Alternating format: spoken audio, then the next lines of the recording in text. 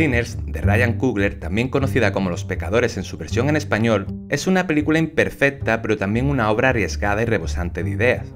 Desde una fábula sobre el pecado y la redención, hasta una alegoría compleja sobre el racismo, el trauma colonial y la apropiación cultural. Todo esto envuelto en una historia que mezcla blues, gore, vampiros y acción, y que podría haber sido un simple pastiche superficial, pero gracias a su ambición, se convierte en un destacable blockbuster. En la primera hora de la película, Sinners se siente como una obra distinta. Su director y guionista se toma su tiempo para construir un mundo compuesto por diferentes personajes, creando un escenario que parece más un western o un drama social que una cinta de terror. En primer lugar se nos presenta Sammy, quien representa esa música negra que Estados Unidos ha celebrado las últimas décadas, pero que termina marginada y comercialmente explotada a partes iguales. Junto a él están los gemelos Smoke y Stack, interpretados en un doble papel por el actor Michael B. Jordan. Estos dos hermanos son antiguos soldados de Al Capone que han regresado al Mississippi de los años 30 con la intención de abrir un juke joint, que eran cantinas que servían para el disfrute de la comunidad negra. Estos espacios han sido representados en películas como El color púrpura de Steven Spielberg o en una versión más contemporánea en Cruce de Caminos de Walter Hill. Y aunque no existe gran cantidad de imágenes de estos locales, sí que destaca el trabajo realizado por la fotógrafa americana Marion Porter Walcott. A estos personajes principales los acompañan otros secundarios que están llenos de matices, como una cocinera que realiza prácticas espirituales, una exnovia mestiza que vive como una blanca, un pianista de blues alcohólico o una pareja asiática que ayuda a organizar la fiesta de inauguración. Pero una vez presentados todos estos personajes, es cuando aparece la figura del vampiro.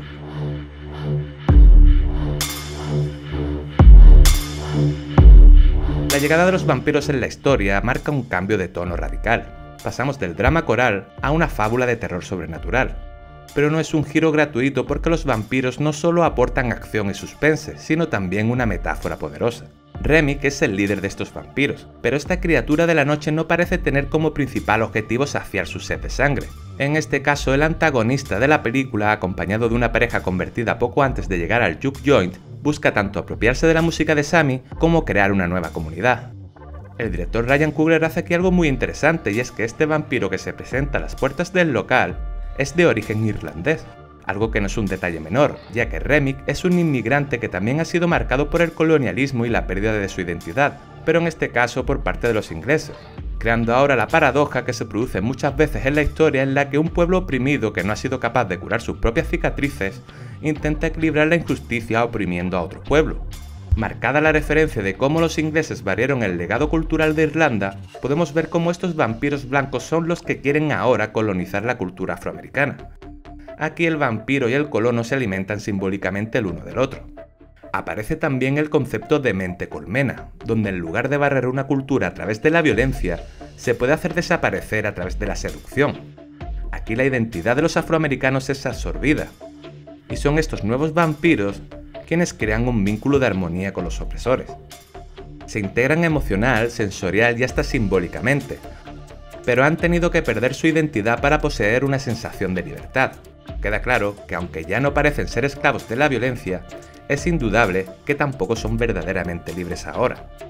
Como ocurre en la historia real del blues, el jazz o el hip hop, la cultura negra es absorbida, digerida y devuelta como producto homogéneo, desprovisto de contexto, matiz e historia para un público mayoritario. Pero Sinners nos habla de más cosas y amplía su carga simbólica para contestar a una de las principales preguntas de esta historia. ¿Qué es el pecado en Sinners? Para entender qué es el pecado en esta película hay que hablar de la iglesia. Para Sammy, ser hijo del pastor no es un privilegio, sino una prisión. Él no encuentra lo sagrado en los sermones, sino en el baile, la música y la comunidad del juke joint. Para ello usa una guitarra que ha heredado, y que en principio cree que fue de una leyenda del blues. Se convierte para él en un símbolo sagrado, casi religioso, pero cuando descubre que la guitarra era realmente de su tío, la película revela algo clave. Lo sagrado no existe sin un relato que lo sostenga. También está otro motor del pecado como el dinero, que aquí aparece como una falsa promesa de libertad. El dinero de los gemelos es un dinero manchado de sangre, mientras el de los asistentes, que son trabajadores explotados, se obtiene del sudor y el trabajo duro de sus propias manos. Independientemente de la procedencia, al final el dinero nunca se representa como una herramienta de liberación, sino simplemente como un medio más de opresión. En la película hay también un matiz interesante en el personaje de Mary, cuyo mestizaje le hace vivir en un espacio en el que no pertenece ni a blancos ni a negros, un limbo donde no parece quedar bien definida su identidad. Podemos ver que al no ser parte de ninguno de estos dos mundos, es la primera persona en ser rechazada para entrar en el juke joint creado solo para el disfrute de la comunidad negra. Con los posibles pecados ya expuestos, la otra parte es saber quiénes son los pecadores. ¿Sammy por tocar música profana? ¿Stack y Smoke por usar dinero sucio para crear comunidad? ¿Mary por vivir entre dos mundos? ¿O los vampiros que prometen salvación a cambio de sumisión? Parece que en Sinners el pecado no es tanto romper las reglas, sino no encajar en el relato que otros han escrito para ti. Es innegable la riqueza de significados que podemos encontrar en Sinners, pero todo esto podría haberse elevado un poco más si se hubiera puesto algo de originalidad y un trato más elegante en la acción. Y aunque las diferentes lecturas de la historia hacen que la película esté un escalón por encima de la mayoría de las ficciones sobre vampiros que conocemos, es indudable que para construir esta fábula se ha tenido que alimentar de la sangre de muchas otras películas.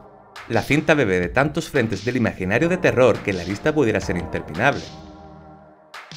Uno no puede dejar pensar en Abierto hasta el amanecer cuando avanza en la historia, pero en esta coctelera caben películas como Blácula o Ganja y Hess, donde la cultura afroamericana se funde con el imaginario vampírico. También está La violencia de los viajeros de la noche de Kathryn Bigelow, o la conexión entre vampiros y música que había en la película La reina de los condenados. E incluso el carácter de este vampiro irlandés de Sinners contiene un aroma que recuerda a aquel grupo liderado por Kiefer Sutherland en Jóvenes Ocultos. Pero aunque Sinners no es perfecta ni plenamente original, es una propuesta refrescante en un panorama saturado de secuelas, precuelas y remakes. El director Ryan Coogler no siempre acierta. A veces se pierde entre el exceso visual y la herencia del blockbuster.